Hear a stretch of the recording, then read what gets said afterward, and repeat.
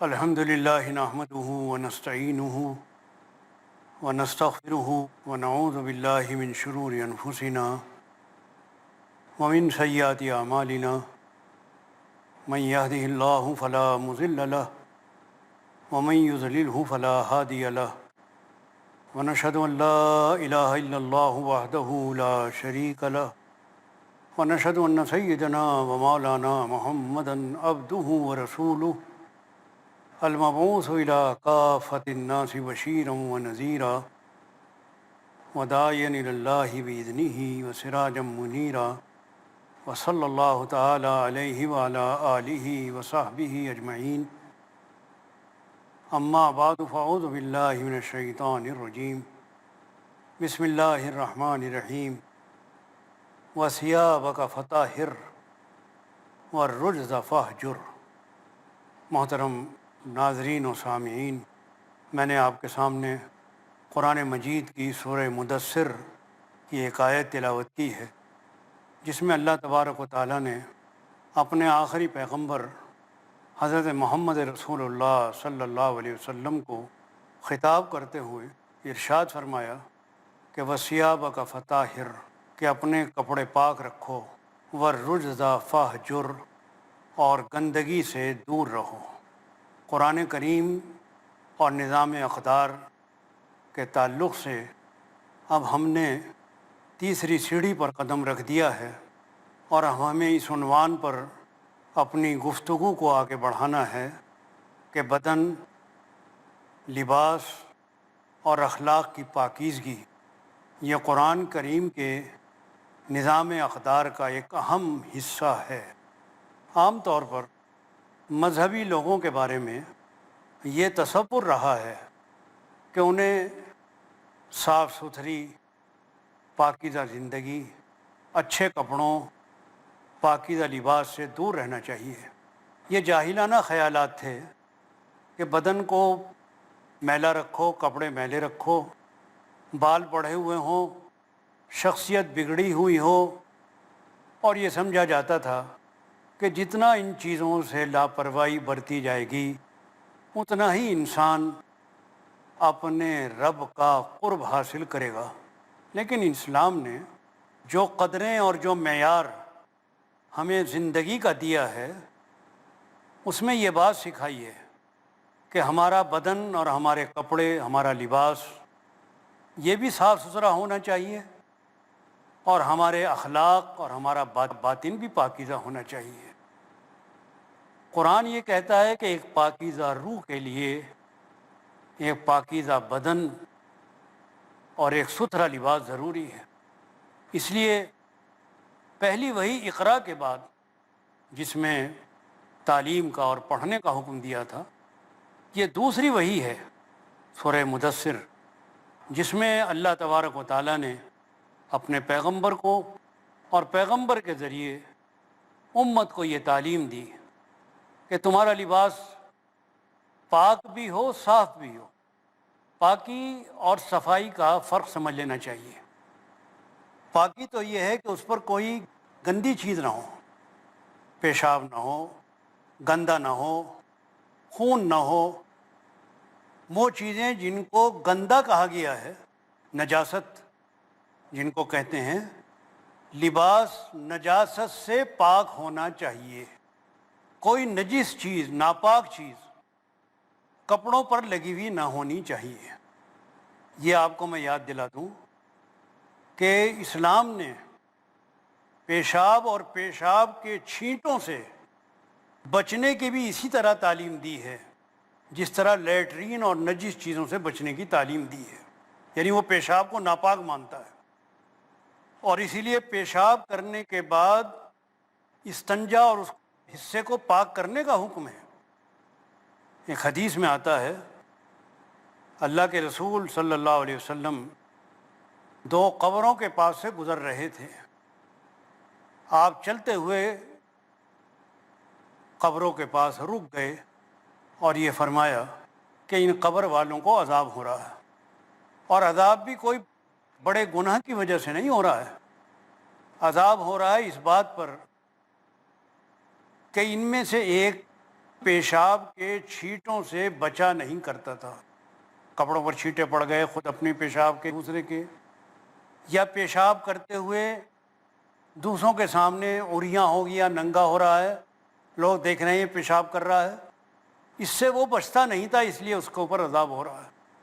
پھر آپ نے ایک ہری شاخ توڑی، اس کے دو حصے کیے اور ایک قبر پر لگا دی اور ایک دوسری قبر پر، اور فرمایا کہ جب تک یہ شاخیں تازہ رہیں گی اور اس سے قبر والوں کو راحت ملے گی. تو میں نے یہ حدیث اس لیے سنائی کہ بہت سارے مذاہب ایسے ہیں کہ ان میں پیشاب کے بارے میں احتیاط نہیں ہے. اسلام نے بڑی تاکید کی ہے اس بات کی. ہر عبادت کے لیے بدن کا، کپڑوں کا، جگہ کا پاک ہونا ضروری ہے. تو پیشاب بھی نجاست ہے. تو ایک تو ہے ناپاک ہونا اور ایک ہے صاف ہونا، کہ کپڑے اور لباس میلا کچیلا نہ ہو. تو اسلام یہ بھی ہدایت کرتا ہے کہ کپڑے ناپاک بھی نہ ہوں اور میلے کچیلے بھی نہ ہوں. لباس چاہے سادہ ہو، معمولی ہو. اور لباس کی جو برائی ہے وہ یہ بھی ہے کہ تکبر کا لباس نہ ہو، فاخرانہ لباس نہ ہو. وہ بھی لباس کی برائی ہے، وہ بھی ناپاکی ہے کہ آپ کے دماغ میں اس کو پہن کے تکبر پیدا ہو رہا ہے، اکڑ پیدا ہو رہی ہے کہ میں یہ کپڑے پہنے ہوں، میرے پاس یہ سوٹ ہے. لباس وہ ہو کہ جو شائستگی پیدا کرے، شرافت پیدا کرے، عاجزی پیدا کرے. اس لیے حکم یہ ہے کہ کپڑوں کو لٹکاؤ مت نیچے، ٹخنوں سے نیچے نہیں ہونے چاہیے، اس لیے کہ اس سے تکبر پیدا ہوتا. تو یہ تمام چیزیں ظاہری لباس کے اندر شامل ہیں. اسی طرح اخلاق کی پاکیزگی ہے کہ لباس بھی پاکیزہ ہو، اخلاق بھی پاکیزہ ہوں. اخلاق کی پاکیزگی یہ ہے کہ غرور نہ ہو، تکبر نہ ہو، کسی کے حقوق نہ مار رہا ہو، کسی پر زیادتی نہ کر رہا ہو، جس کا جو حق ہے وہ ادا کر رہا ہو. یہ اخلاق کی پاکیزگی ہے. تو اسلام دونوں طرح کی پاکیزگیاں چاہتا ہے، ظاہر کی بھی اور باطن کی بھی. بعض اوقات ایسا ہوتا ہے کہ آدمی ظاہر میں تو بڑا سوٹڈ بوٹڈ، بڑا صاف ستھرا، اور معلوم ہو رہا ہے کہ صاحب یہ بڑا کوئی شائستہ آدمی ہے، لیکن جب آپ اس سے بات کریں گے تو معلوم ہوگا کہ صاحب یہ تو نہایت بد اخلاق ہے. تو صرف اتنی بات کافی نہیں ہے کہ آپ نے اپنے ظاہر کو تو بڑا اچھا بنا رکھا ہے لیکن آپ کے اندر اخلاق نام کی کوئی چیز نہیں ہے. تو اندر سے ظاہر کے ساتھ باطن بھی اچھا ہونا چاہیے، کیونکہ آج کل کے زمانے میں یہ بات تقریباً عام ہوتی جا رہی ہے کہ انسان اپنی ظاہری شخصیت کو بڑا بنا کر، سنوار کر، ٹھیک ٹھاک کر کے رکھتا ہے، لیکن اندر سے اس کا دل اس سفید کپڑوں میں کالا کا کالا ہی رہتا ہے. نہ اس کی اخلاقی تربیت ہوتی ہے، نہ اس کی تعلیم ہوتی ہے، اور جس تعلیم کو وہ تعلیم سمجھتا ہے اس کا اخلاق اور تربیت سے کوئی تعلق نہیں ہوتا. آپ کو بظاہر ایک آدمی بڑا اونچا تعلیم یافتہ نظر آئے گا، معلوم صاحب یہ صاحب انجینئر ہیں، صاحب ڈاکٹر ہیں، یہ فلاں ہیں فلاں ہیں، اونچی اونچی ڈگری ان کے پاس ہے. لیکن جب آپ دیکھیں گے ان کے ساتھ واسطہ پیش آئے گا، آپ برتاؤ کریں گے تو معلوم ہوگا کہ اخلاق کے اعتبار سے تہی دامن ہے، کچھ بھی نہیں ہے. اس کی وجہ یہ ہے کہ ہم نے اخلاقی بنیادوں کو اور اخلاقی قدروں کو اہمیت دینی ہی چھوڑ دی ہے. بس ہم ذرا ظاہری ٹیپ ٹاپ اور گفتگو میں ذرا آپ جناب کو سمجھ لیتے ہیں یہ اخلاق ہیں. یہ اخلاق نہیں ہے. اخلاق تو یہ ہے کہ دل سے آپ کسی کے ساتھ ہمدردی رکھتے ہوں، تعلق رکھتے ہوں، آپ کے اندر انسانیت ہو. اور ایک ڈاکٹر اگر آپ کے ساتھ بڑی اچھی گفتگو کر رہا ہے اور اس کے ارادہ یہ ہے کہ زیادہ سے زیادہ پیسے اس مریض سے نکلوا لوں، اسے کوئی ہمدردی نہیں ہے مریض سے، اسے غرض ہے صرف اپنی آمدنی سے، تو یہ اخلاق نہیں ہے. اخلاق تو وہ ہیں کہ واقعی وہ مریض سے تعلق دلی رکھے انسانی حیثیت سے، اور یہ سمجھے کہ میری ذمہ داری ہے، یہ میرا فرض ہے کہ میں اپنی پوری کوششیں ایمانداری کے ساتھ اس مریض کی شفا یابی میں لگا دوں۔ یہی حال ہم دیکھتے ہیں تعلیم کے میدان میں کہ تعلیم ایک کاروباری اخلاق بن گئی ہے، حقیقی اخلاق نہیں ہے۔ ڈگریاں خریدی جاتی ہیں، ڈگریاں بیچی جاتی ہیں۔ عالم یہ ہو چکا ہے کہ ایک ہر شخص، ایک بچہ جس میں جوہر موجود ہے، صلاحیت موجود ہے، اگر اس کے ماں باپ کے پاس پیسے نہیں ہیں تو وہ اعلیٰ تعلیم حاصل نہیں کر سکتا۔ اس معاملے میں اگر کچھ کردار ہمیں نظر آتا ہے تو دینی تعلیم کے میدان میں مدارس میں نظر آتا ہے۔ ہمارے مدرسوں کے بڑے بڑے علماء، قابل حضرات، بغیر کسی لالچ کے، دیانتداری کے ساتھ قوم کے مستقبل کو بنانے اور سنوارنے میں اپنی بہترین کوششیں صرف کرتے ہیں، معمولی تنخواہوں پر گزارا کرتے ہیں، سادہ زندگی گزارتے ہیں، اور وہاں سے نکلنے والے طلباء دیانت، امانت، محنت، محبت، ہمدردی، مخلوق خدا کی خیر خواہی، ان تمام اوصاف سے مزین ہو کر اچھے انسان بن کر نکلتے ہیں۔ باطنی پاکیزگی کے اوپر اسلام بڑا زور دیتا ہے، اور ہم اس کے بارے میں تھوڑے سے وقفے کے بعد پھر حاضر ہوں گے اور انشاءاللہ تفصیل کے ساتھ اس پہلو کے اوپر روشنی ڈالیں گے، کیونکہ یہ اس وقت کے لحاظ سے بڑا اہم پہلو ہے۔ السلام علیکم ورحمۃ اللہ وبرکاتہ۔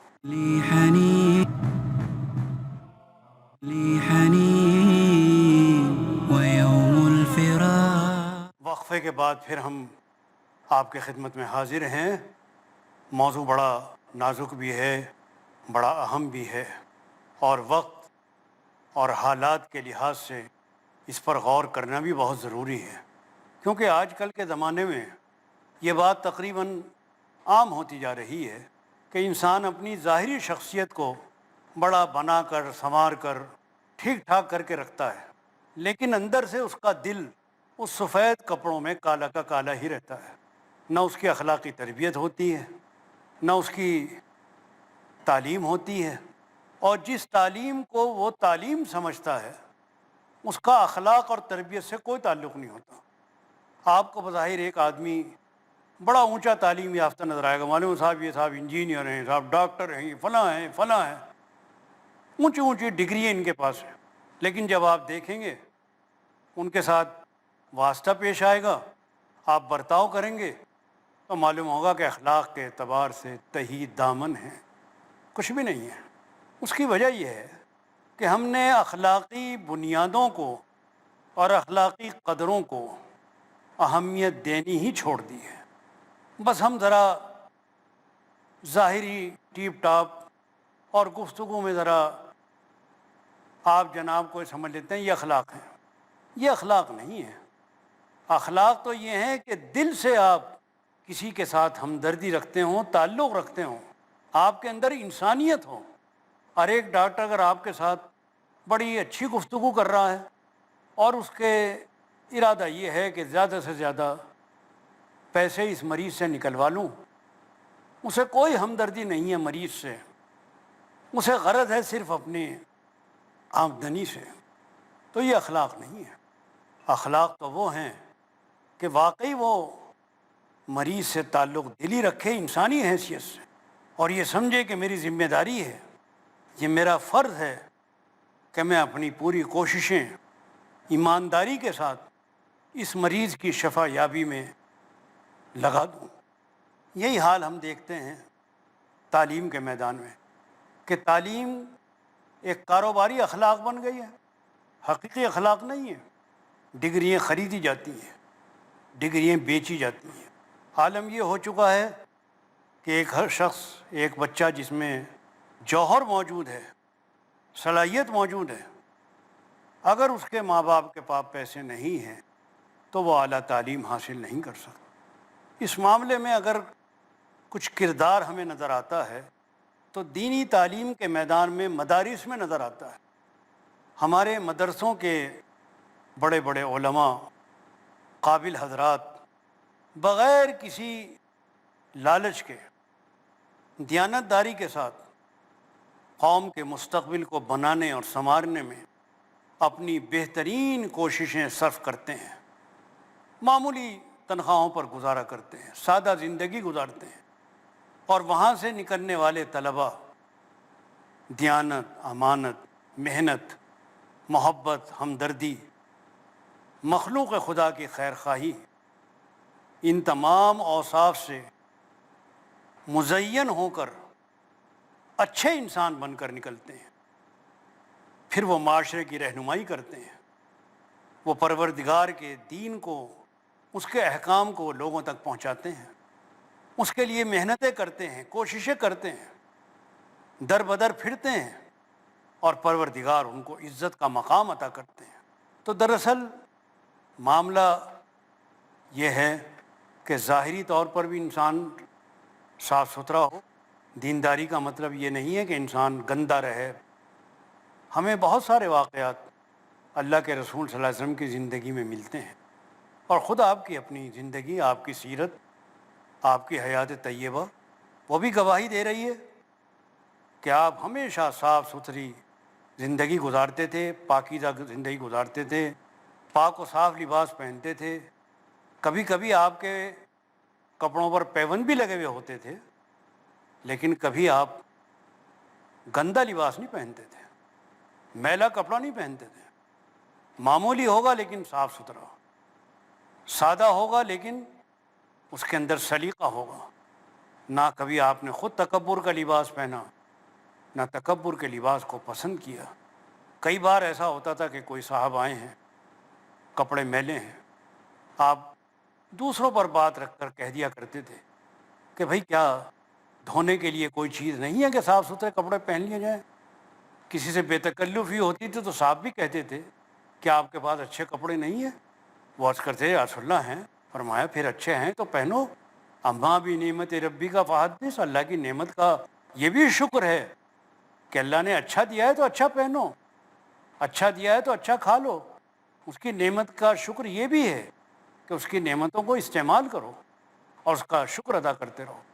تو یہ جو ہماری صورتحال اخلاق کی ہے، اس پر اگر ہم پوری توجہ کریں، غور کریں اور مذہب کی روشنی میں اس کا مطالعہ کریں، تو ہمیں معلوم ہوگا کہ بغیر دین اسلام کی رہنمائی کے ایک صاف ستھری، پاکیزہ، ظاہری اور باطنی پاکیزگی کے ساتھ زندگی نہیں گزر سکتی۔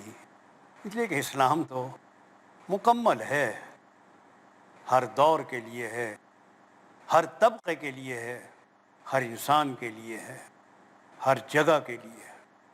اس لیے اس کی تعلیم میں وہ لچک اور وہ تکمیلی خصوصیات پائی جاتی ہیں جو اسلام ہی کا حصہ ہیں۔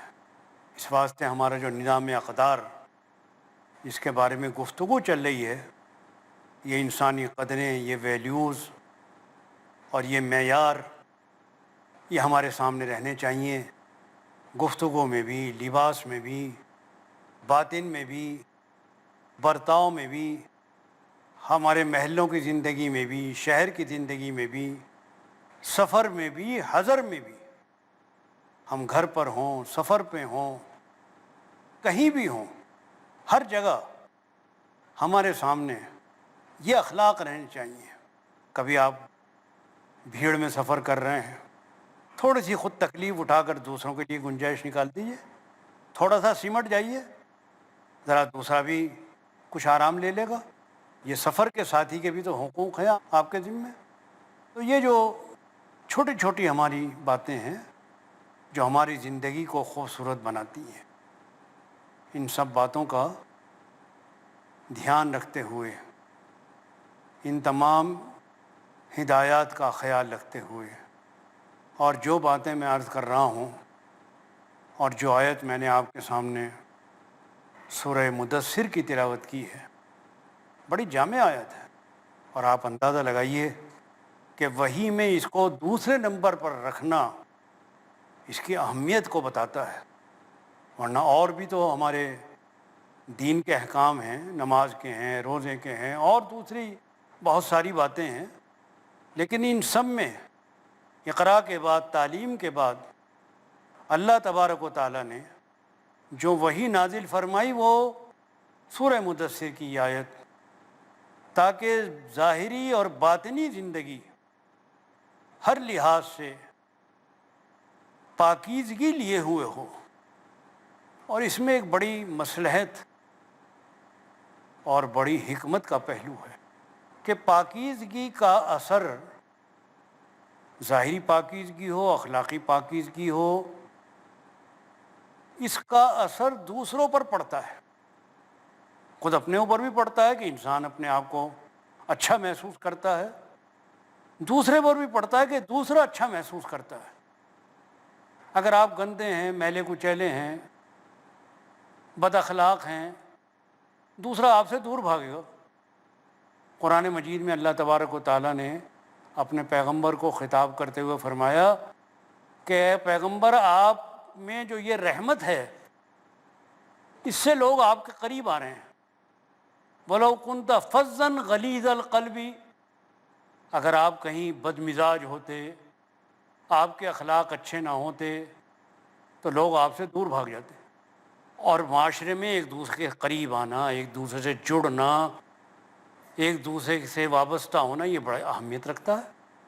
تو اس لحاظ سے بھی اگر ہم غور کریں گے تو ہمیں معلوم ہوگا کہ یہ بڑی اہمیت کی بات ہے۔ اللہ تعالیٰ ہمیں توفیق دے کہ ہم سننے کے ساتھ ساتھ عمل کے زیور سے بھی آراستہ ہوں اور اپنی زندگی کو پاکیزہ اور صاف ستھری بنائیں۔ بس یہ عرض کرتے ہوئے میں آپ سے اجازت چاہتا ہوں، انشاءاللہ پھر ملاقات ہوگی۔ وآخر دعوانا ان الحمد للہ رب العالمین۔